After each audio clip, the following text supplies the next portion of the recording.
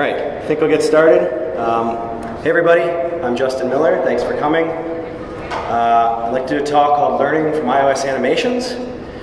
Incidentally, I know there's been some audio issues in this room, some reverberation and things, so if you can't hear me or you missed a phrase or something like that and it got muddy, just do like one of these and I'll try to repeat what I just said in case you miss it.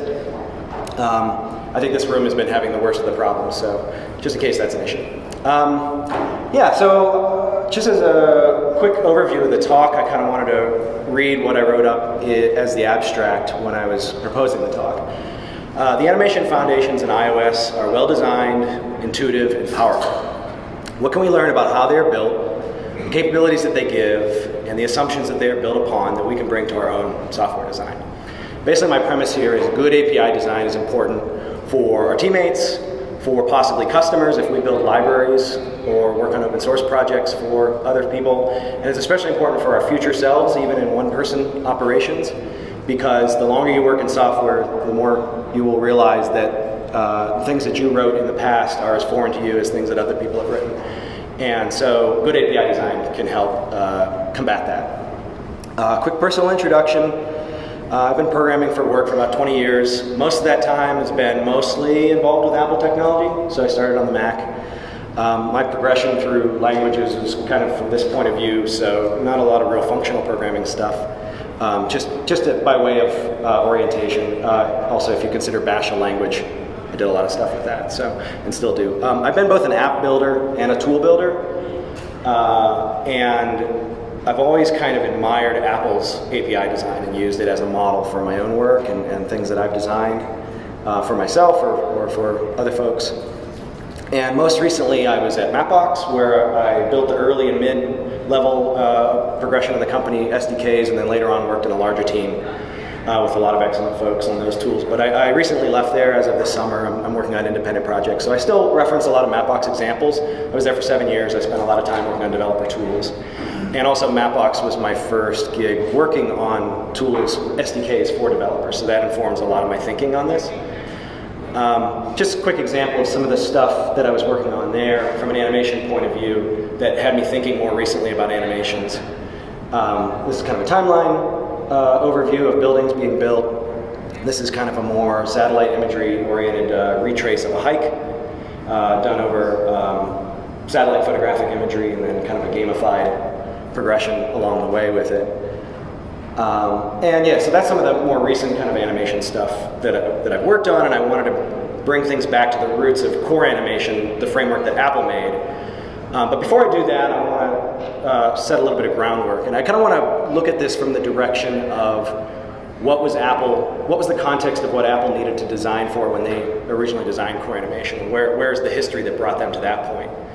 And so for that, I'm going to take a little bit of a sidetrack into some much older technology. Does anybody else work on one of these Texas Instruments? I didn't work, I was 8 years old, but Texas Instruments TI-99-4A. This came out in 1981. My neighbors had one and banged around on this. And as it turns out, the first programming that I was exposed to was animation related, which is pretty magical, considering it could have been like Hello World or something like that, which is not bad, but animation was particularly fun.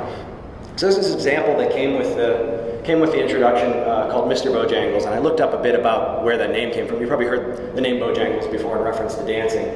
He was actually a real live person, Bill Bojangles Robinson. He was probably the most well-known African-American entertainer of the first half of the 20th century. So that's where the name comes from. Mr. Bojangles, like I said, was the first programming that I can remember. And it's also a great concrete example for animation because it's the absolute simplest possible animation. It's 2 frames of image swapped in time, coincident position. They're in the same place and they're swapped back and forth to produce the illusion of animation. And so this is what the coding would look like. First you pull out the paper, you would draw the glyph that you wanted to make appear. So the screen was 32 by 24 characters if you were in graphics mode, and each character could be 8 by 8 pixels. And so you would draw, I don't know if my pointer's gonna work.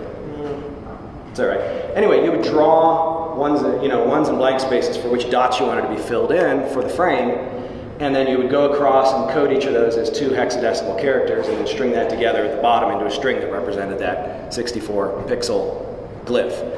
And then you do that for your second frame of your animation, you get a second string, and then the program listing would kind of come together like this. You'd define the strings, you'd map them to characters 128, 129, you'd set a color, sort of like setting the stroke or the fill in core graphics today, and then you would place the character at 1216, which is about the middle of the screen, and then on an infinite loop with a delay, you would swap back and forth between characters 128 and 129. So this is much bigger. This would be about a ½ inch big on the middle of your monitor, which in my case was a black and white CRT TV.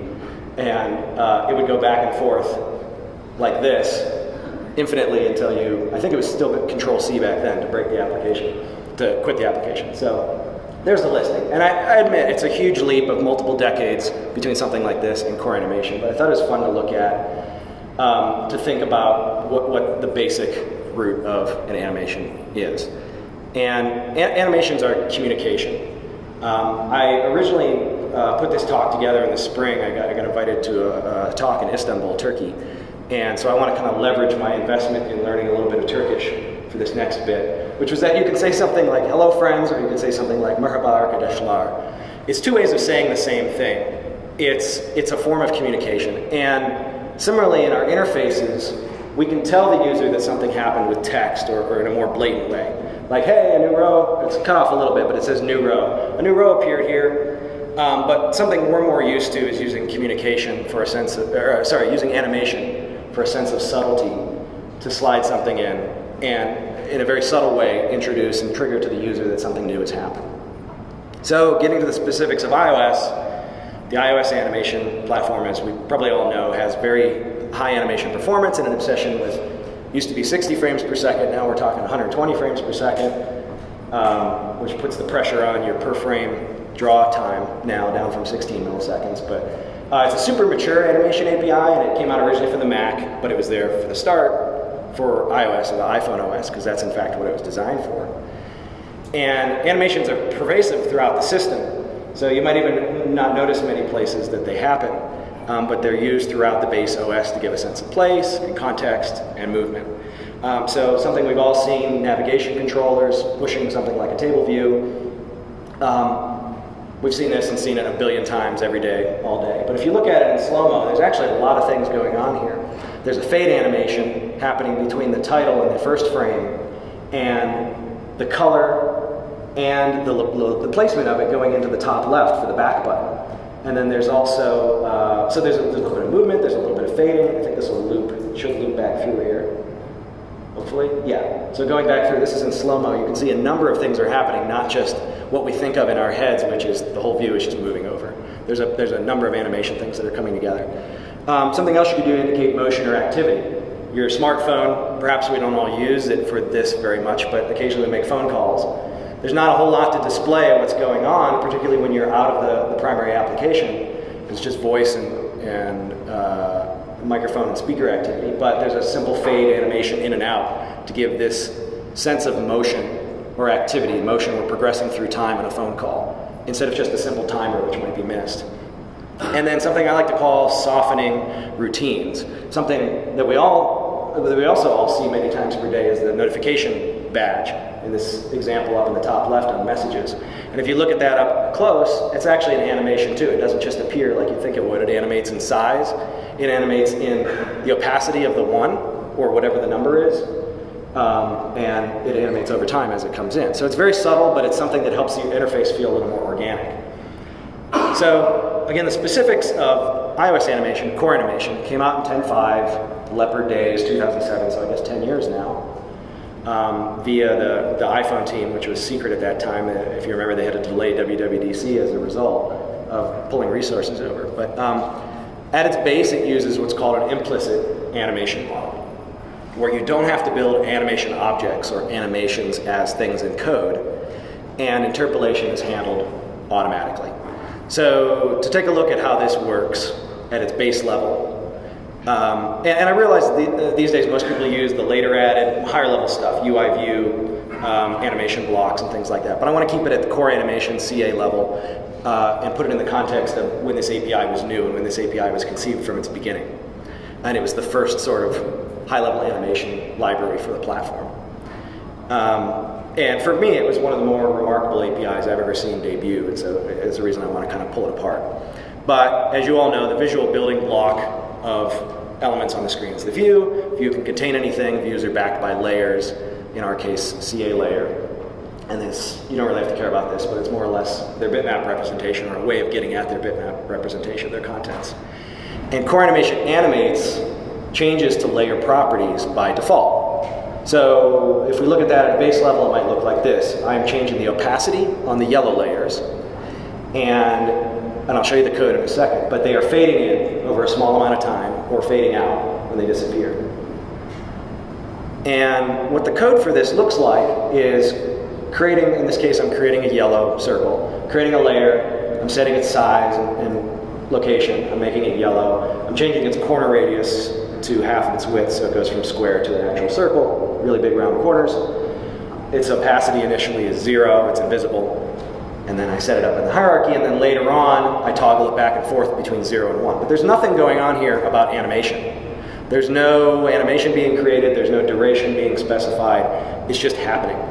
And that's what we mean by implicit animation. And that's kind of the default of core animation. So cool, that's it, great code example, there's not a whole lot going on here, what am I trying to say? And I want to pull one lesson out of this before I dive a little deeper, and that's discoverability. Great APIs are discoverable.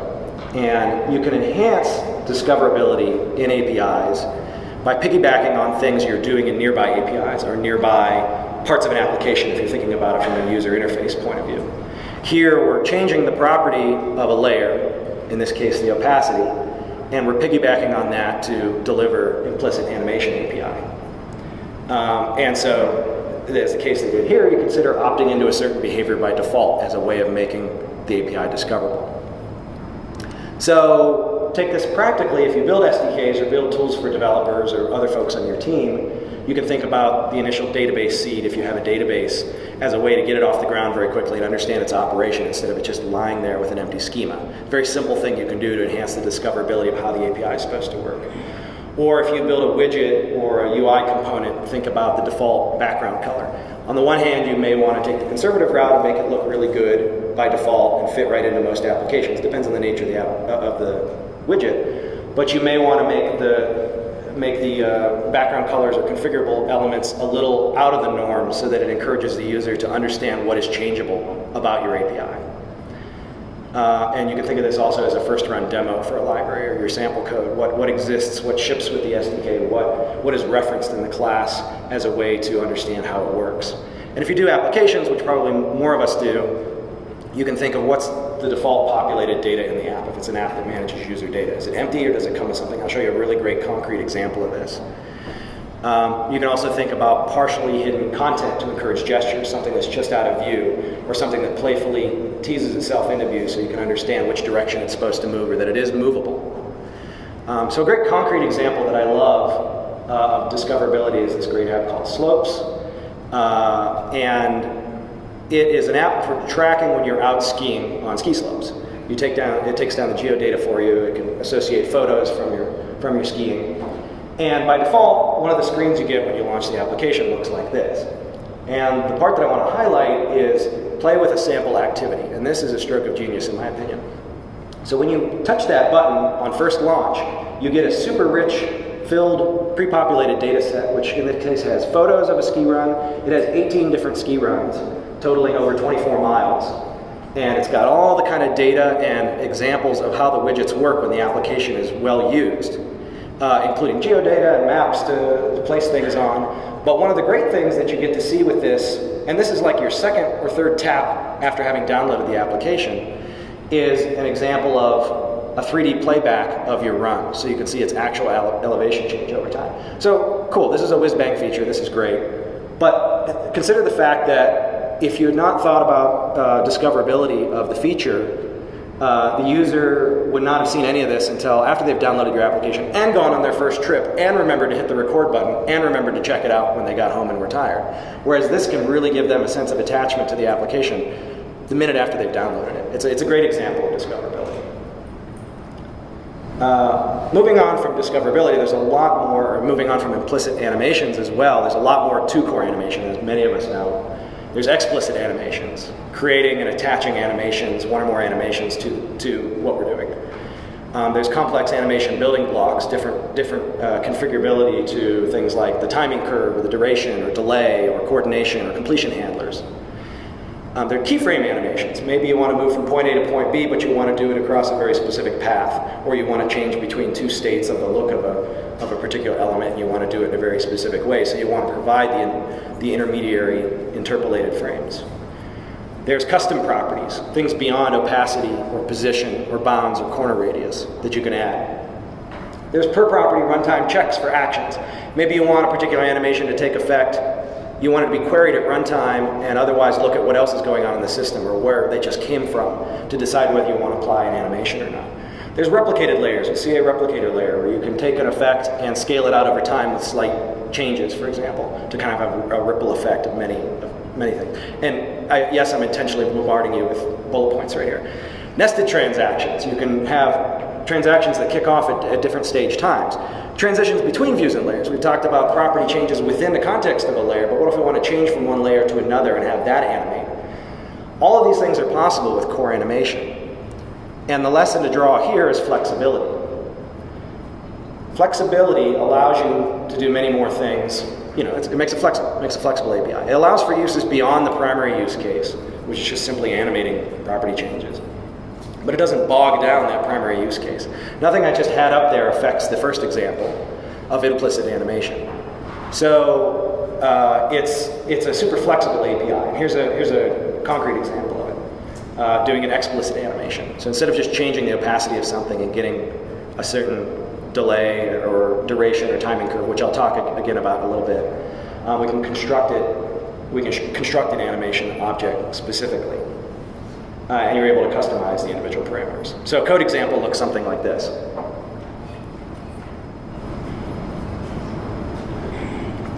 So here we're creating a CA basic animation, which is probably the most used class of explicit animation. We're setting it up for a certain key path or property, border color. We're going to make it a 2-second duration, so we're specifically configuring it here. We're going to make a custom timing function. It's going to be linear. So rather than speed up or slow down, it's just going to be consistently linear over the 2 seconds. We're going to go from the existing border color to cyan or turquoise. And then there's a couple boilerplate things that'll come up a couple times if you deal with core animation. But basically, they keep the animation in place when it's done, and they move in a forward direction and animate things in the same direction as you'd expect from the to value. You add it, when you take the action of adding that animation to the layer for a particular key, that's when the animation happens, and it happens in this case over 2 seconds. So something like that looks like this, where when we add the animation, it changes from the existing border color to cyan over 2 seconds linearly. Also fairly simple, but it's a little more complicated and it's flexible, it's a little more custom. So here's a practical example of how I use this kind of principle in some of the stuff that I've worked on. When I was working on the Mapbox SDK, we needed an API for changing the viewport. What part of the map are we looking at? How's it oriented? And the primary case there is setting the center, the geographic center point, and setting a zoom level, which controls how far or how close you are kind of to the Earth's surface and how detailed things are. But flexible cases include setting geographic bounds. I have a rectangle or 2 corners that I want to consider as the setting for the viewport. Or I want to set a camera object that is kind of a virtual helicopter in space flying over things at a certain altitude and angle. Or maybe instead of just setting and or animating that camera, I want to do a fly-to animation, which jumps up away from the Earth and comes back down. So all those were possible use cases for such an API. And the API surface area for a relatively simple change ended up being a little larger, sure, but it's flexible. And I'll also point out it's pretty discoverable because we took a lot of consideration into the order of arguments. And this is something we learned heavily from Apple. If you look at the set center coordinate, if that's what you want to work with, the center coordinate, you may or may not need to work with zoom level, with the direction, with passing a completion handler. But the auto completion here assists you in going as far as you need to, using as little or as much of the API as you like. And most of them are set up that way, to the detriment of, kind of long method names. Again, this is the Objective-C side of things, but it wouldn't get much less verbose with Swift. But I mean, that's the runtime we know and love. So it's extensible API and allows you a lot of options, and it also maintains discoverability. So changing directions a little bit, let's talk about core animation transactions. So transactions allow you to specify custom animation parameters for a group of animations. Basically, you can control time, you can control the acceleration, you can control whether or not there's a completion handler or something that happens at the end. You can also control the delay across multiple animations. So use of the transaction API might look like this, where we start a transaction, we set a duration across it, we set a timing function, in this case easing in and out, so it gets fast in the middle, essentially, and slows down. Starts slow, ends slow. But we're changing two things, position and transform, in this case scaling. So scaling it down by the X and Y directions by half, making it half the size. And then committing to close that transaction. Relatively straightforward, basically bracketing two changes, as many changes as we like, in this case 2. And that ends up looking something like this. We're changing both the position and the transform or scale in this case. Both happen together, both happen easing in and easing out, both happen over 0.1, I think 0.1 was the duration, seconds. And the lesson I want to draw from this is to make it intuitive. I think transaction is a good micro example of an intuitive API. If you look at the code listing again, if you didn't really understand what transactions were yet, although the word is fairly obvious, if you didn't understand what animation transactions were, or what the method calls might look like to change the delay, you'd be able to infer pretty easily that it's probably CA transaction.setAnimation delay, and you would get autocomplete to validate that for you, and you'd be able to kind of intuitively figure out what's going on here, and you'd be able to, based on the syntax, figure out the position and transform share properties in common to the whole transaction. A good practical example of this is another API I worked on at Mapbox, which is the simple booleans around controlling gestural abilities in the map view, like turning parts of the map view on or off. Whether you can zoom or pinch, whether you can pan or scroll, whether you can rotate the map, whether you can pitch the map or start to tilt it into 3D like this. And it's a stupid simple API. It's just booleans, right? They're all short. They're pretty straightforward. But they're all intuitive. They're able to be looked up by task and easier auto-completion. They didn't call them enable zoom. Put that at the end, because the thing you're searching for when you're looking at autocomplete and trying to intuit or understand this API is how do I turn the zoom off? How do I turn the rotate off? And so it's little tiny things like this that can make for a better API in the long run and less hassle when you don't remember the documentation. It's a new API, you're just trying to prototype or figure out how it works. And so yeah, I think this is it's a simple but decent example of intuitive API. So another thing you can do with core animation is gradients. We all know and love gradients. Here's an example in the Airbnb app. It's going between kind of a greenish and a black, maybe more than 2 colors here, but we've got kind of a wash of color across space. Here's an example from Apple. It goes between a yellow and an orange, pretty subtle, but still a gradient.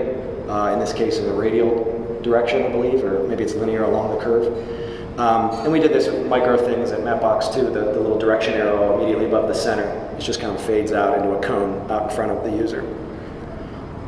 To work with gradients in core animation, it's pretty simple. You create a gradient layer. There's a class built for this. And you set an array of colors that you want. And this can be more than 2, but at a bare minimum 2 colors that allow you to automatically create a gradient between 2 or more colors. Switching to a similar peer API, masks. Masks allow you to take an image that has some, like a stencil or a hole cut out of it, something that's got some transparency to it, and use that as a stencil for another layer or view. And that looks something like this. Here we're dealing with 2 layers. We've got one called logo, which is where we load up the image and set the contents. And a second one, layer, could be any shape, and we could be stenciling the image against it by applying it to its mask property.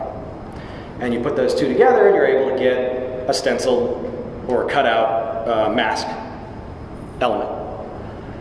And it's also extremely trivial to animate that. You just change the colors in the array for the gradient property.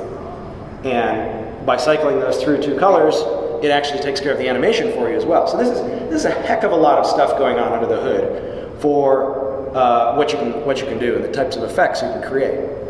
And the takeaway I wanted to kind of point out from this API is to hide complexity.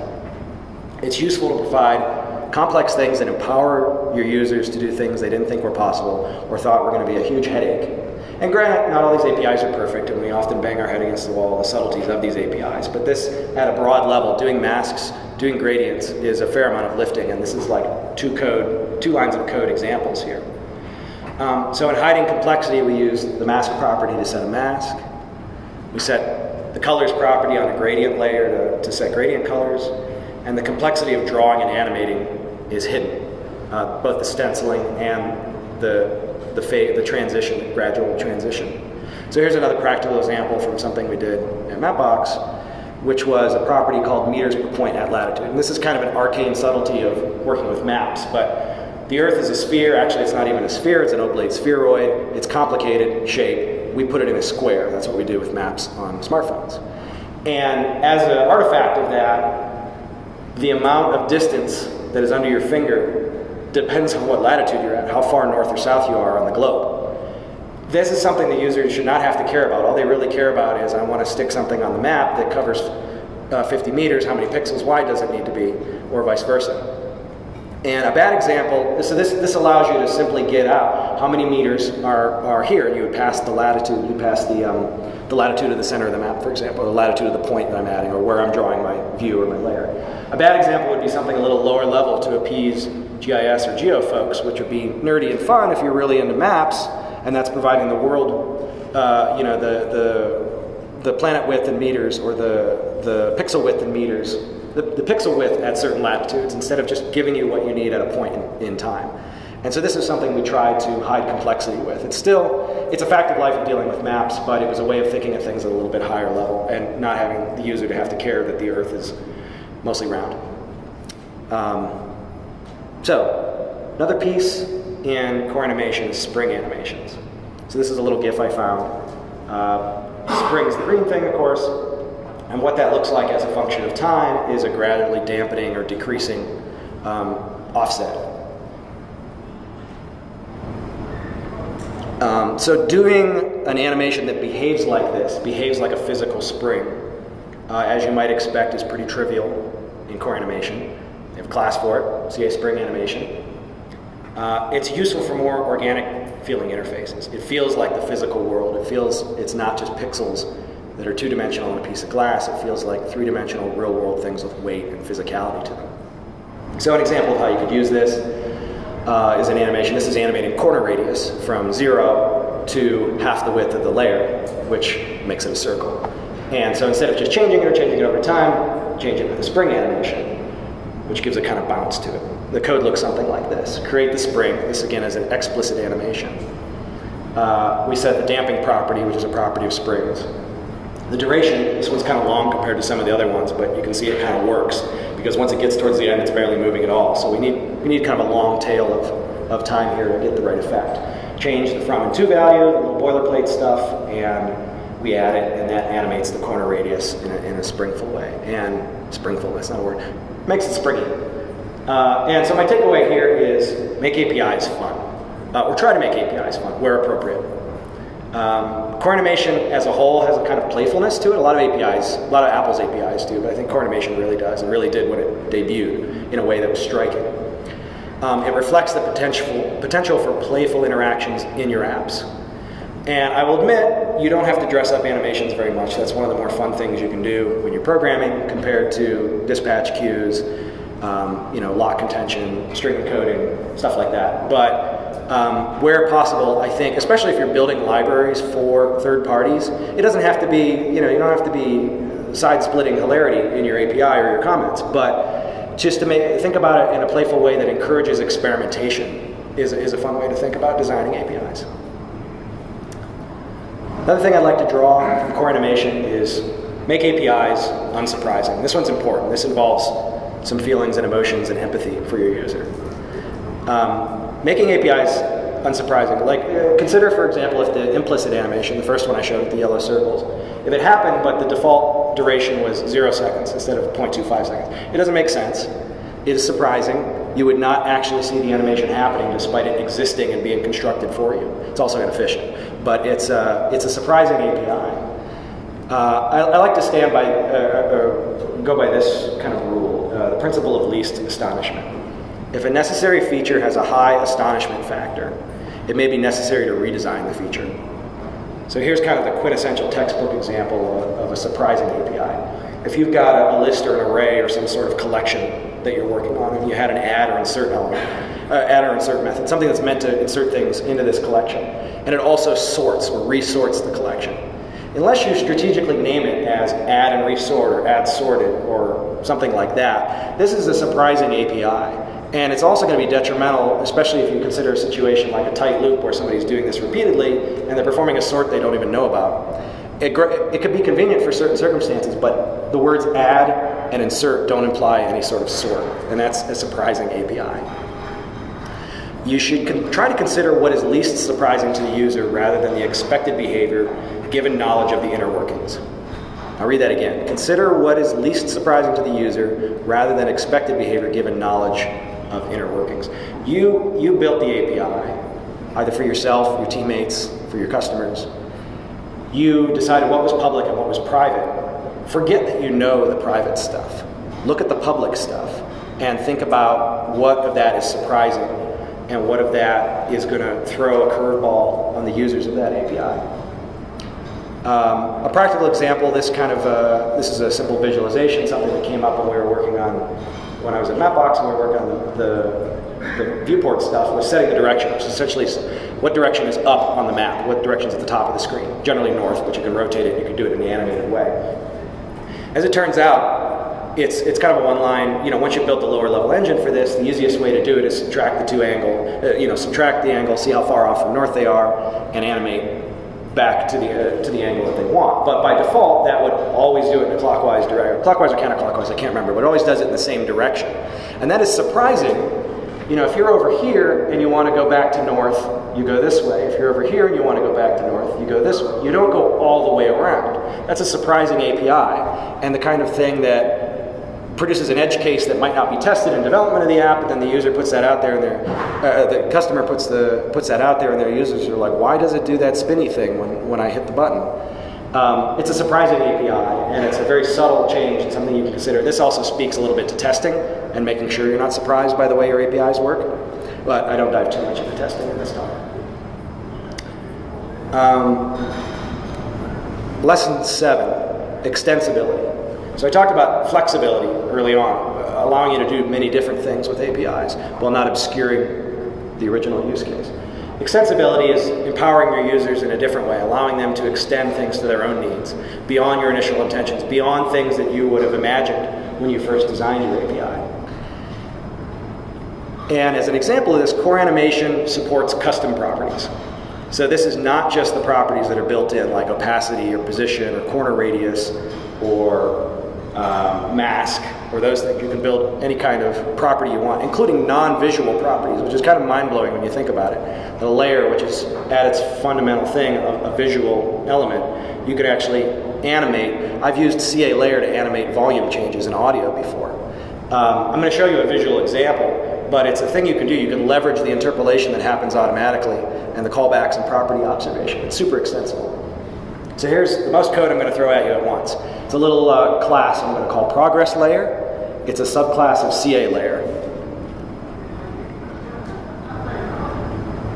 And there's one little nit here. I'm actually not sure if this is the same in Swift 4. I haven't looked at it yet, but we define a custom property on this layer called progress.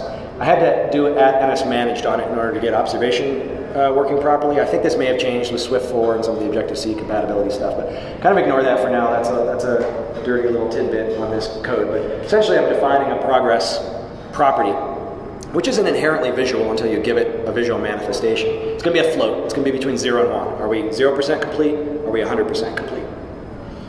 And then I override two functions here. The class function needs display for key, which is how you tell core animation that I want you to check with me for properties, and I'll let you know if a property affects things visually or not. So here, if the key is progress, yes, we need a redisplay, need a display. Otherwise, I'm going to defer to the superclass and you figure it out. Position, we need to redraw. Corner radius, we need to redraw. These other things we need to redraw, so you handle that. But I'm just letting you know that progress is going to force a redraw, and this is how you do it. Then we're going to extend or override, in this case, the draw function in CA layer, which by default doesn't do anything. That's why a layer, unless you give it contents or a background color, is just white, which is there. We're going to override it, and we're going to set a fill color to red. We're going to add a rectangle path to the context, in this case starting at 0, 0. It's going to be the height of us, our bound size height, and the width is going to be a function of the progress value, anywhere from 0 to 100% of our width. That's the rectangle, then we're going to fill it in with the red. Pretty straightforward. It's like 8 or 10 lines of code. Here's how you use it. In this case, I'm going to derive the progress value from where the user touches the screen. So if you think about it this way, if I touch the middle of the screen, that's 50%. If I touch the right of the screen, that's 100%. If I touch the left of the screen, that's 0%. We're going to read that out. I'm going to create a standard animation with the property progress. I'm going to set a custom timing function on it. I'm going to set the from value to the current progress of the progress bar. I'm going to set the to value to the new progress we calculated from the touch. I'm going to do it over a second, and then I'm going to add that animation. And this combined together with what we had on the last screen, every time the user touches the screen, that's going to trigger this callback, which calculates a progress value. That's going to set a progress on the layer. The layer internally says, progress, that's going to change our display. Then we're going to go consult the display. The display is going to draw a rectangle, fill it in with red based on the progress value. And it ends up looking something like this. We've got a progress layer, and where you touch on the screen, that percentage of the way across the screen, it's going to animate it, ease in, out, ease out, I forget which timing curve I used, over a second from the old value to the new value, including interrupting in-progress animations. So that's pretty impressive. I mean, it's not a great looking element, but you get the idea. It's pretty impressive given the amount of code involved, and that is a good hallmark of an extensible API. And I think core animation is a great example of extensibility. Like I said, I've used this for animating volume changes, audio sliders. You can use it to animate something else in a different drawing library that's not actually drawing core animation content. You're just leveraging these callbacks and interpolation and timing curve and duration configurability to drive a value on another part of your interface. The last lesson I want to leave you with is documentation. And I don't intend to demean documentation either by leaving it till last or by calling it not the most glamorous thing ever. It's that we often, especially for like header comments, we leave it till last, or we skip it altogether. And I want to encourage you to think about think about this a little more up front. In fact, a lot of time I've started to hear recently of some suggestions to write your class documentation before you start writing your class. Illustrate out your API and write its documentation. And in doing that, you'll start to understand, does this have a default value? It needs a default value. What is the default value? I should tell the user what the default value is. I should set a default value. Should I make the default value configurable? I don't know. So it lets you question and get at better code design, better API design. It's important even for your future self, like I mentioned before. Probably the biggest lesson I've taken away in years of software development is code that I wrote 6 months ago is just as foreign to me as code that somebody in another company wrote. You just forget. You forget your headspace, you forget the context, and documentation is a quintessential way to help you with this, even for internal code. But it's especially important for other consumers if you're a library vendor. Apple has some somewhat outdated graphics, but good-looking, comprehensive rather, documentation for core animation. They talk a bit about the kinds of properties you can change. They talk about properties that every layer has, how those interact with each other. They talk about which properties affect geometry, which ones are interrelated, position, bounds, corner radius. Those all change the geometry of your layer. And then it lists out all the properties and what default implicit animations they come with.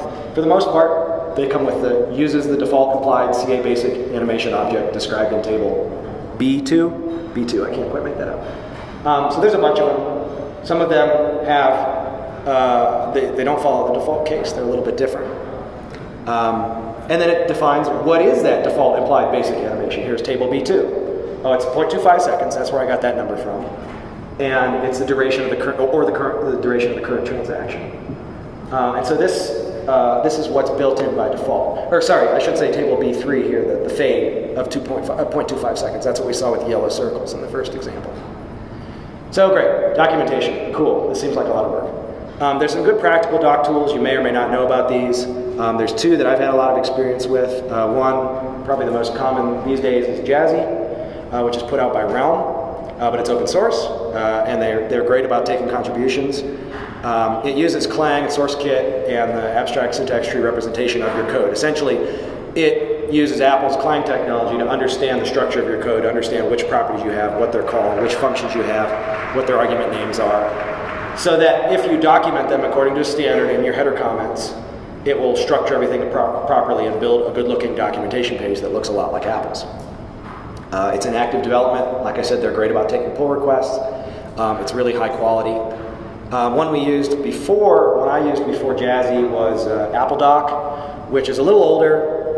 It's not really recommended if you're working primarily or exclusively in Swift. It kind of didn't make that jump too well because it's literally a string parser for parsing source code. So it goes through and figures out what things are. It's also open source. It's on GitHub. It's still kind of stuck with an older looking HTML doc format before Apple switched to the dual, Objective-C Swift and the nicer looking, bigger font, nicer depending upon your point of view, bigger fonts, sans serif, that sort of stuff. But it's a great library to check out. It's a good learning project as well. It's a great way to see how you could do your own sort of code gen projects or things like that, parsing, understanding source code from a string point of view. So to recap, I talked about discoverability, making API discoverable, maybe putting it adjacent to something that the user is very likely to use to introduce them gently to your API, or to add features into your app or initial data seeding that helps them understand the breadth of functionality of your app or your library. Talked about making it flexible, all those huge, like 10 bullet points of things that core animation can do without bogging down the initial use case, the primary use case. Talked about making it intuitive, transaction API, something you can come across, future self can come across an API you wrote and kind of intuit what it was about. If you really think about that when you're designing the API, it makes a difference. Hiding complexity, I skipped it. Hiding complexity with things like masks and gradients and that funky meters per point, point per meters latitude stuff. Making higher level APIs to empower your users more quickly for the stuff they don't have to care about. Now I'm consistently one ahead of myself. Making it fun. Spring animations is a good example of that. But thinking about fun APIs, things that encourage playful experimentation with your API. Keeping it unsurprising. Principle of least astonishment. Not stepping back, forgetting you know how the private API works, and thinking about it strictly from the public API point of view. Allowing extensibility, the progress bar thing. Thinking about empowering users to do things you wouldn't even dream possible, even doing non-animated things with a core animation library. And documenting it, which we talked about last. Thank you. Thanks for coming. I want to encourage, I really enjoy this community, and I don't want to be accusatory to anybody, but I just want to encourage you all to be excellent to each other. Take the friendship and fun you've had here today back home. It's some tough times lately, and yeah, just be cool. Thank you.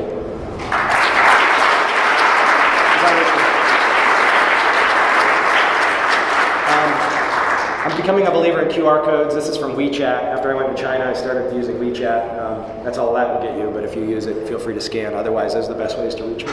Thank you.